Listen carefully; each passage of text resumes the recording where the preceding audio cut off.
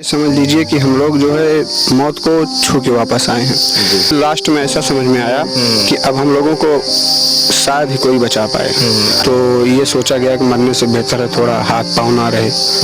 हम लोगों ने सोचा नहीं, जंप लगा दिया ऊपर से। लोग फ़ोन किया कि चाचा जिस कोचिंग में आग लग गई है और बच नहीं पाएंगे, हम लोग वापस नहीं आ सकते। हम लोग उस टाइम जो वही खिड़की तोड़े, खिड़की तोड़ने के पहले मैंने घर वालों को सूचना दे दी कि अब जो है शायद ही मैं वापस आ पाऊँ, आप लोग जो है संयम बरतिएगा। कोई फिर बाहर देखते, इससे पहले पता लगता आग लगी है, पूरा चारों तरफ अफरा तफरी मच गई। और इस टाइम जो है हम लोग इधर उधर भागने लगे, फिर बचाओ बचाओ चिल्लाने लगे। निकलने का कोई एग्जिट था ही नहीं, क्या ही कर पाते उस टाइम। खिड़कियां हम लोगों ने काफी तोड़ी, बाहर ग्रिल लगी हुई थी, लगा कि बचना नामुमकिन है हम लोगों के लिए। लेक्चरों ने जुड़कर तोड़ा। तोड़ने के बाद लगभग 1 से 2 मिनट के भीतर 200-250 बच्चे नीचे जंप करे। उसमें कई हमारे साथी घायल हुए हैं, कईयों का जो ट्रामा सेंटर में है, कई कोमा में है। धुआं इतना ज्यादा फॉग हो गया था कि हम लोग कुछ समझ नहीं पा रहे थे। हम लोग अपने आप को पूरा एकदम हारा हुआ मान लिए थे। लगा कि बचना नामुमकिन है हम लोगों के लिए। लेक्चरों ने जुड़कर तोड़ा। तोड़ने के बाद लगभग 1 से 2 मिनट के भीतर 200-250 बच्चे नीचे जंप करे। उसमें कई हमारे साथी घायल हुए हैं, कईयों का जो है ट्रामा सेंटर में है, कई कोमा में है। धुआं इतना ज्यादा फॉग हो गया था कि हम लोग कुछ समझ नहीं पा रहे थे।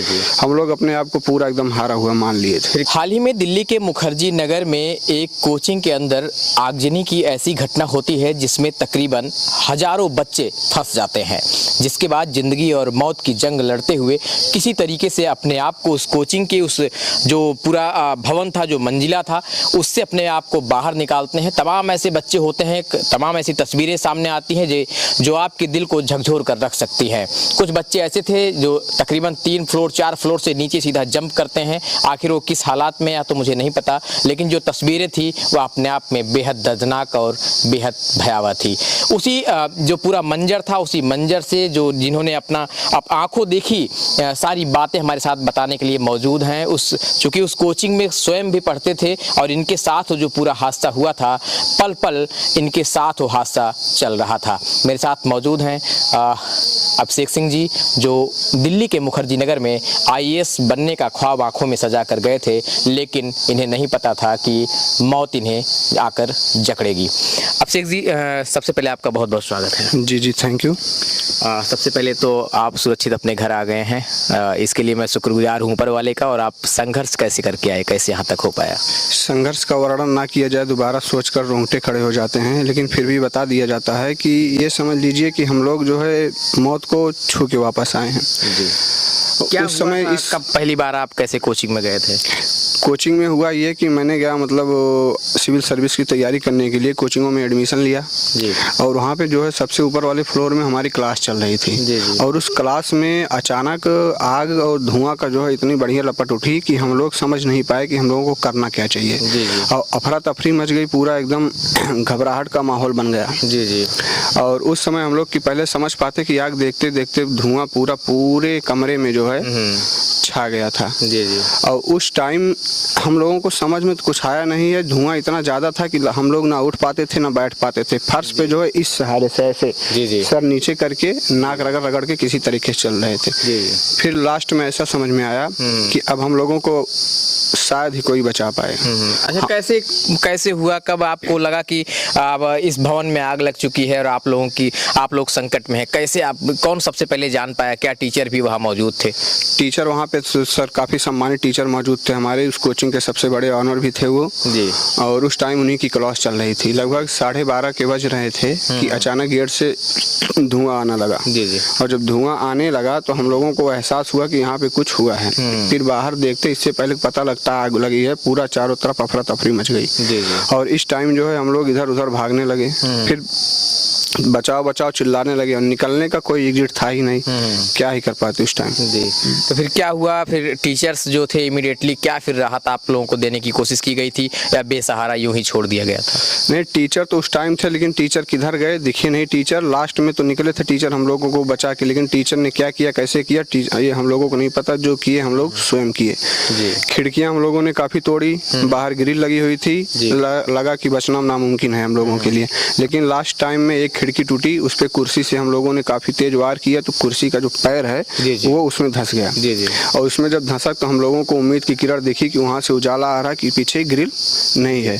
और फिर उसको काफ़ी बच्चों ने जुड़कर तोड़ा और तोड़ने के बाद लगभग 1 से 2 मिनट के भीतर 200-250 बच्चे नीचे जंप करे। उसमें कई हमारे साथी घायल हुए हैं, कईयों का जो है ट्रामा सेंटर में है, कई कोमा में हैं। अभी तो वहाँ से सुनने के बाद मैं गाँव चला आया, उन लोगों को इन्फॉर्मेशन मिल नहीं पा रही है क्योंकि कुछ दिन नया नया हुआ था, गए तो उतना बढ़िया से कांटेक्ट नहीं हो पाया था, लेकिन बच्चे घायल बहुत ज़्यादा हैं। जिस समय ये पूरी आगजनी की घटना हुई तो उस कमरे में तकरीबन कितने बच्चे मौजूद थे?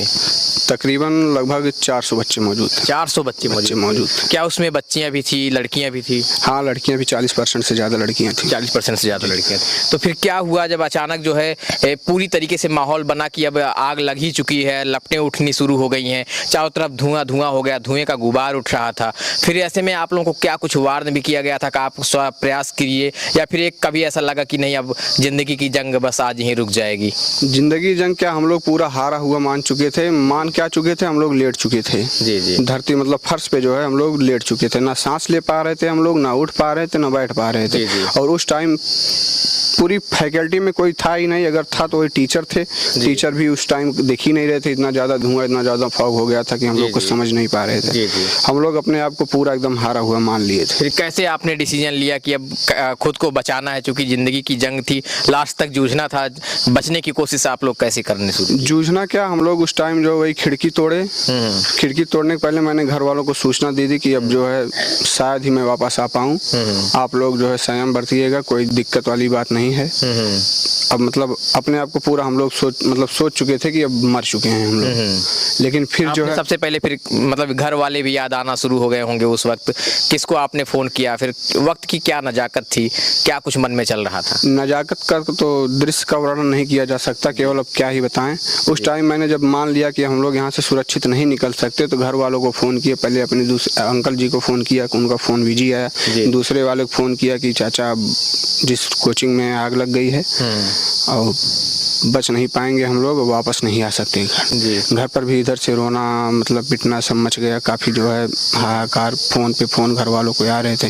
फिर हमने जो है काफ़ी बात इसी थी, कहा यही बोला लास्ट टाइम कि हमें घर वालों से सबसे बात करा दीजिए, अब शायद मैं वापस नहीं आ सकता। घर वाले भी काफ़ी यहाँ से अब कर ही क्या सकते थे, मैं 600-700 किलोमीटर दूर, रोने के अलावा कुछ काम था नहीं। फिर भी जो है काफ़ी थोड़ा सूझबूझ दिखाया, हम लोग बुद्धि तो बंद ही हो गई थी। फिर खिड़की खोला गया, फिर खिड़की से हम लोग कूदे और संयोग सही था कि हमारे कूदते टाइम दमकल और